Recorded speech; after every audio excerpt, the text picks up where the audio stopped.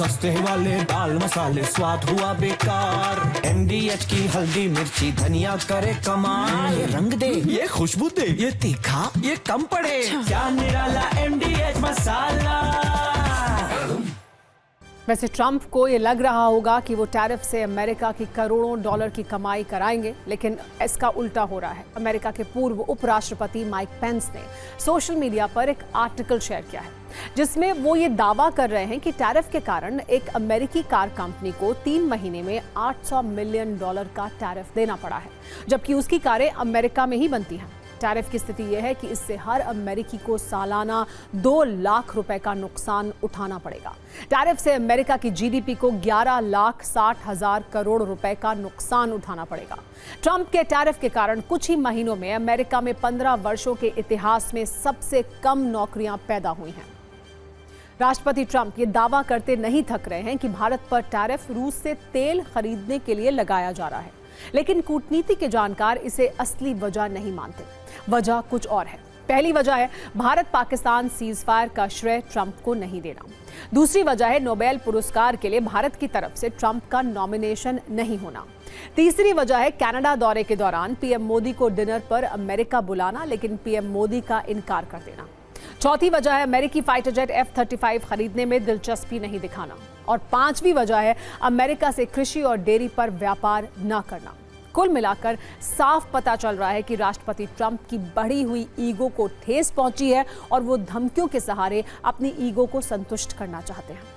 America से अलग भारत की स्थानीय राजनीति को अगर देखें तो डोनाल्ड ट्रंप की धमकियों से भारत में सत्ता पक्ष और विपक्ष एकजुट हो रहा है।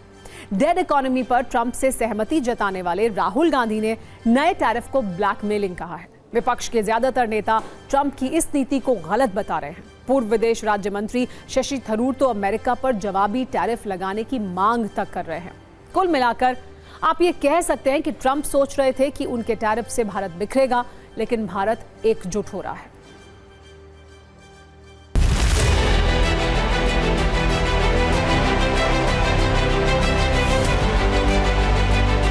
ये जो एक्स्ट्रा 25% जो ऐड किया, जो ट्रंप ने कल बताया था, ये है क्योंकि हम रशिया से पेट्रोलियम प्रोडक्ट्स, नेचुरल गैस और ऑयल खरीद रहे हैं।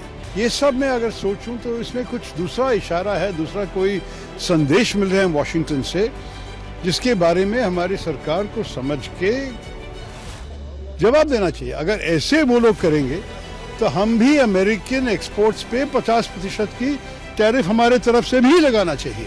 Prime minister Modi will be going to China. मजबूत रिश्ते हैं, कोई देश ऐसा नहीं छूटा होगा जहां पर भारत को सम्मान न मिला हो। उसके बाद आज ये कहना पड़ रहा हो सरकार को, तो ये बड़े दुखद है, क्योंकि हम फॉरेन पॉलिसी पर पूरी तरह असफल रहे हैं और जिस तरह लगातार पाबंदियां लगती जा रही हैं, ये कहीं ना कहीं हमारा देश संकट में है, अर्थव्यवस्था संकट में है। झूठ बोल रहे हैं। प्रधानमंत्री जी इतने कमजोर हो गए हैं कि अमेरिका जैसे नचा रही है वैसे ही नाच रहे हैं। अब आप सोचिए 50% टैरिफ होना कितना भारी देश को नुकसान होने जा रहा है, और इस पे कोई बात नहीं कह रहे ये लोग, सब लोग चुप हैं। ये ट्रंप और अमेरिका के चरित्र को दिखाता है कि किस प्रकार से आप छोटे देशों को ये समझते हो कि वो तो कीड़ा मकोड़ा है, उनको दबा के मार दो, और भारत जैसे देशों को जो 5वीं बड़ी अर्थव्यवस्था है, 144 करोड़ की आबादी वाला देश है, उसके ऊपर ऐसा दबाव बनाओ कि ये भी हमारे सामने नतमस्तक हो जाए। वैसे राष्ट्रपति ट्रंप कूटनीतिक रूप से धूर्तता करते दिख रहे हैं। उन्हें अमेरिका की कमजोरी पता है, शायद इसीलिए वो सिर्फ उन चीजों पर टैरिफ लगा रहे हैं जिससे अमेरिका को तुरंत कोई नुकसान नहीं होगा। ट्रंप ने भारत के फार्मा सेक्टर पर अब तक टैरिफ नहीं लगाया है। उन्हें पता है कि भारत की दवाइयां अमेरिका के लिए बहुत जरूरी हैं। सिर्फ भारत ही नहीं, ट्रंप ने ब्राजील पर भी 50% टैरिफ लगाया है, लेकिन उन चीजों पर टैरिफ नहीं लगाया जो अमेरिका के लिए बहुत जरूरी है। वैसे आने वाले दिनों में ट्रंप को कई झटके भी लगने वाले हैं। ब्राजील के राष्ट्रपति लूला डिसिल्वा ने कहा है कि ब्रिक्स देश अमेरिकी टैरिफ का संयुक्त जवाब दे सकते हैं। रूस के राष्ट्रपति पुतिन जल्द ही भारत आने वाले हैं। इससे ट्रंप का दुख और बढ़ेगा। पीएम मोदी भी इस महीने के अंत में चीन जा सकते हैं। ये भी ट्रंप को परेशान करने वाला है। पीएम मोदी जापान की यात्रा करने वाले हैं। ये भी ट्रंप को अच्छा नहीं लगेगा। जाहिर है, जब इतनी बड़ी मुलाकातें होंगी तो व्यापार और कारोबार दोनों पर बात होगी, जो ट्रंप को अच्छा नहीं लगेगा। वैसे ट्रंप को एक बात समझनी होगी कि दुश्मन का दुश्मन दोस्त होता है।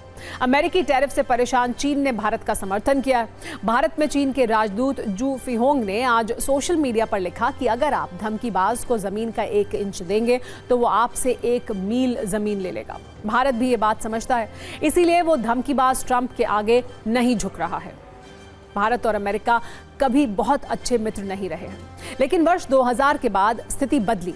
पहले बिल क्लिंटन, फिर जॉर्ज बुश, बाद में ओबामा, पहले टर्म में खुद ट्रंप और फिर बाइडेन ने पिछले 20 सालों में भारत और अमेरिका को काफी करीब ला दिया था। अमेरिका भारत को एशिया में सबसे मजबूत रणनीतिक साथी बताने लगा था, लेकिन डोनाल्ड ट्रंप ने पिछले 1 महीने में सब कुछ गुड़ गोबर कर दिया है। इस पूरे संदर्भ में 3 बातें पूरी दुनिया को समझ आ रही हैं और यही सत्ता की वर्कशॉप से निकले 3 मैसेज भी हैं। पहली बात, भारत अमेरिका की धमकियों के आगे नहीं झुकेगा।